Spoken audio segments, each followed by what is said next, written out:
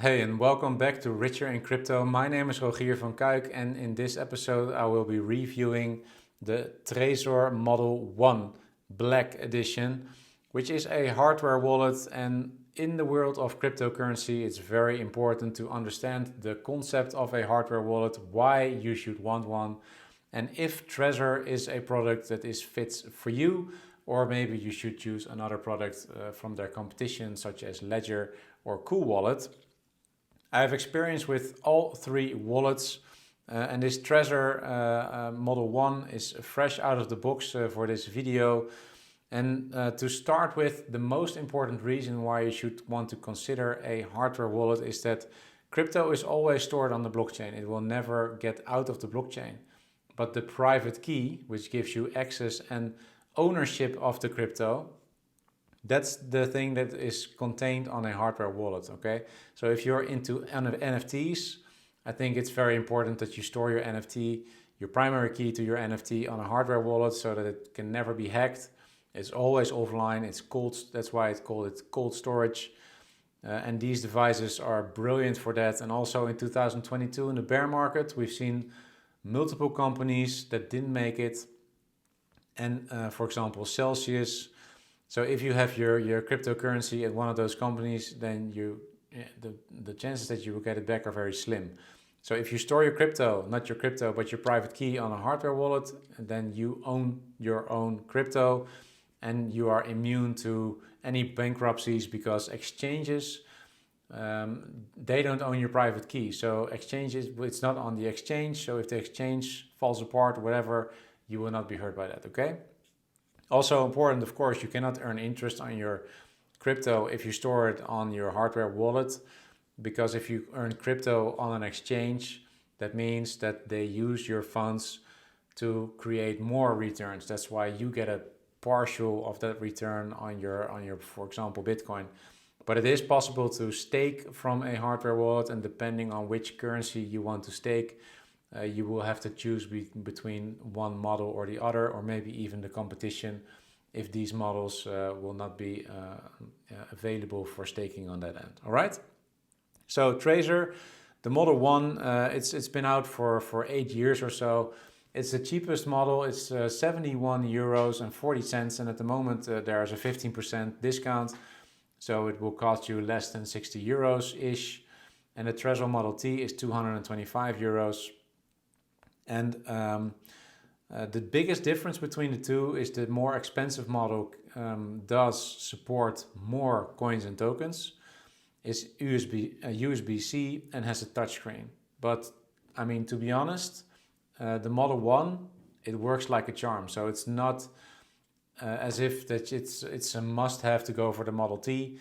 Only, for example, if you're an XRP maximalist, XRP is not supported on the Model 1, then you will need the Model T.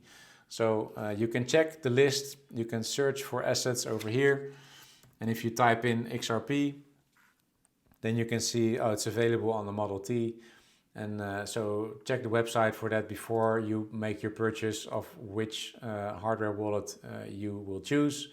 So when you want to send your crypto, you will not be disappointed that they say, well, it's not supported on the device that you just bought, okay? Furthermore, you need if you have the Model 1, you will need a cable to connect it to your laptop or desktop, and there's a desktop app, even for Linux, Mac and Windows, and we'll get into that in a minute, where I will show you the basics of the application, how you can send, receive, and add multiple cryptocurrencies, okay? If you have the more expensive version, it's a PIN and passphrase entry directly on the touchscreen. If you have the less expensive one, the Model 1, the one I have here, then you need to access it with your computer, and you can access it with your mobile.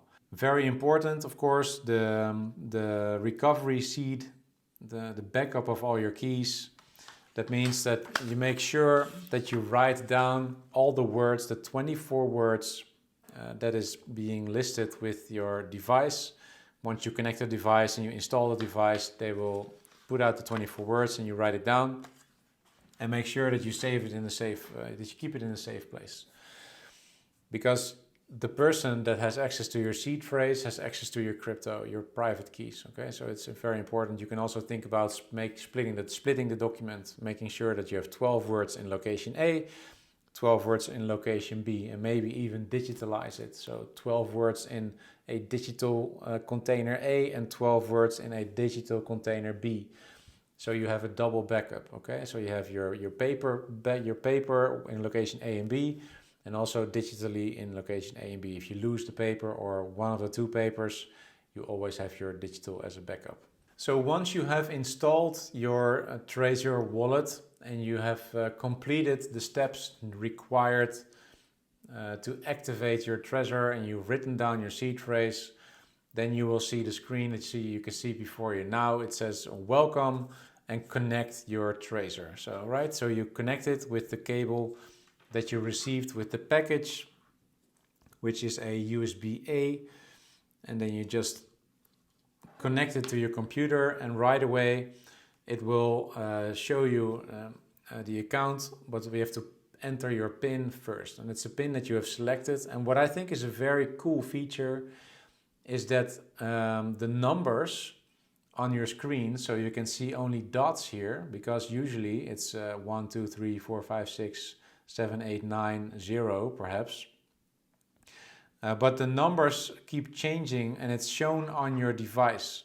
So for example, let's say that you made a PIN code and it's 4 times 1. So you would enter 4 times 1 and you think that it is the 1, but it isn't, because the 1 for this example at this instant is right over here. So that way, if somebody else might be watching and they think, I think I have his PIN code, well, the next time you have to enter a PIN code, and that's very easy, because the moment that you disconnect, that is the exact moment where you have to reconnect, and again, the numbers have changed. The location of the numbers have changed. So where this was the location on the last example, now it's over here. Okay, so that's I think it's a really cool feature. All right, so I'll enter the PIN code, and then you can select your wallet type. Do you have a hidden wallet? Then you need your passphrase, or you just your standard wallet, and you use your standard wallet to send or receive crypto.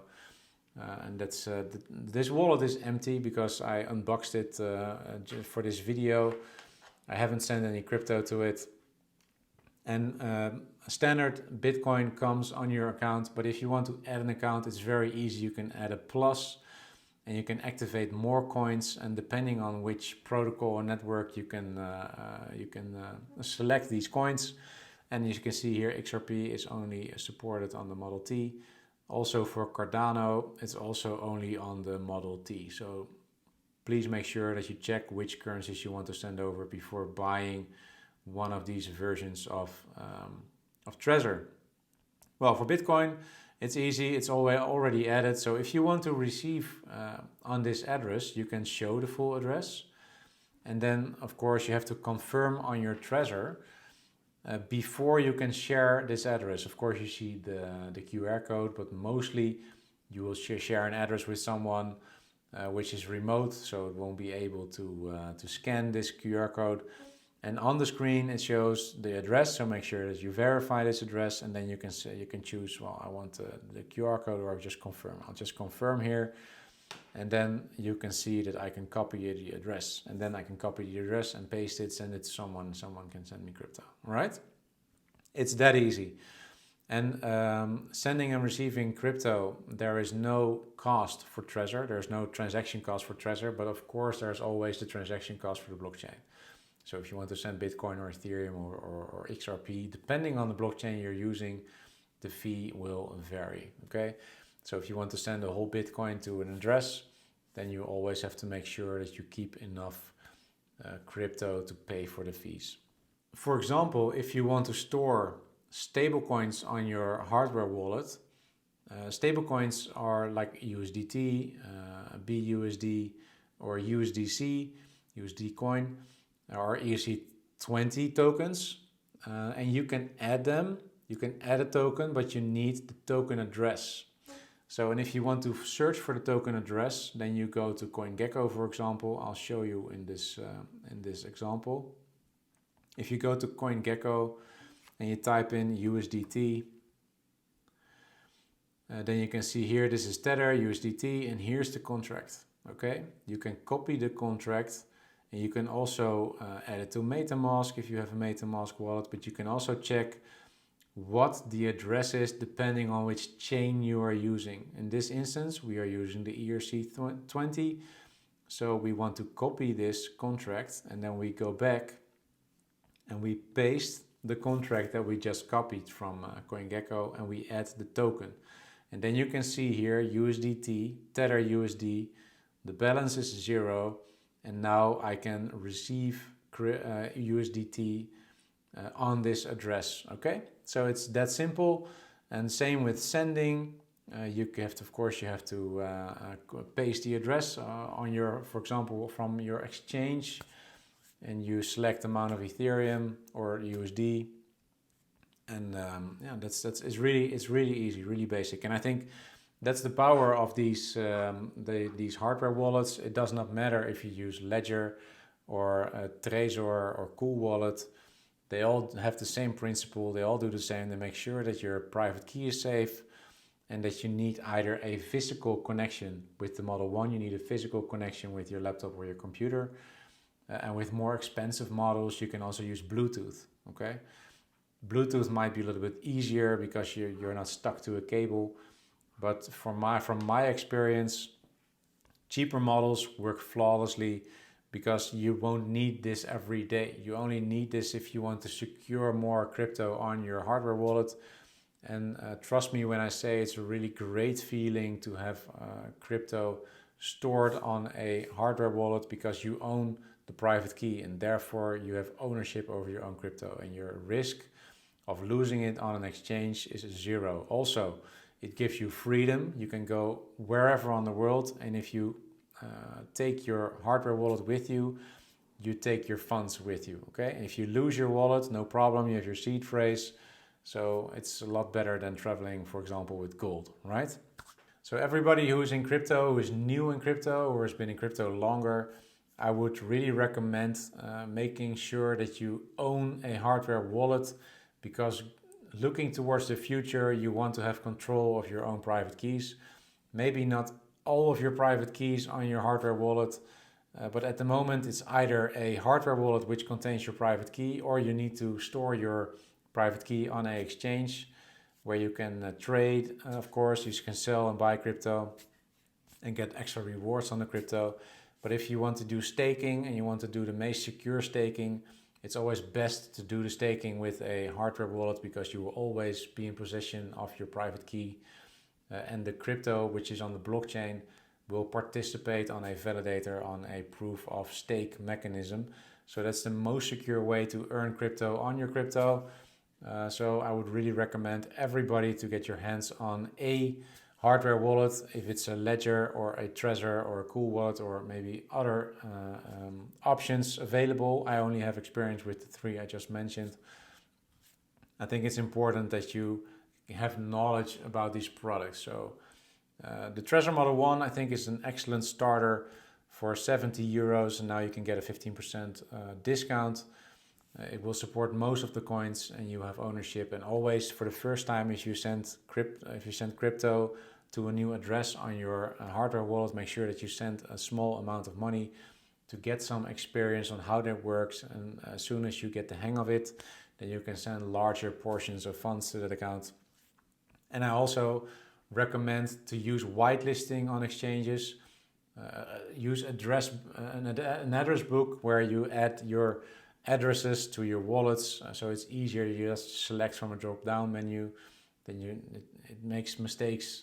The chance of mistakes very slim. I think it's important, because you do not want to send crypto over the wrong chain, because it might never arrive and you can lose your coins permanently, which is a waste, of course. So I think Trezor is a good option. It has a nice interface, and it works fine. It does its job. So let me know what your preferred hardware wallet is. Is it Trezor, the Model 1, the Model T? Why? Please drop down below in the comments. If you want to get your hands on a Trezor Model 1 or Model T, I added a direct link in the pinned comment, but also in the description of the video. So you can use that and support the channel. It's much appreciated. And I want to thank you for watching this video. And if you haven't subscribed to Richer in Crypto yet, please don't forget to subscribe. And if you like the content, leave a thumbs up. And I wish you a very pleasant day, and I'll see you in the next episode.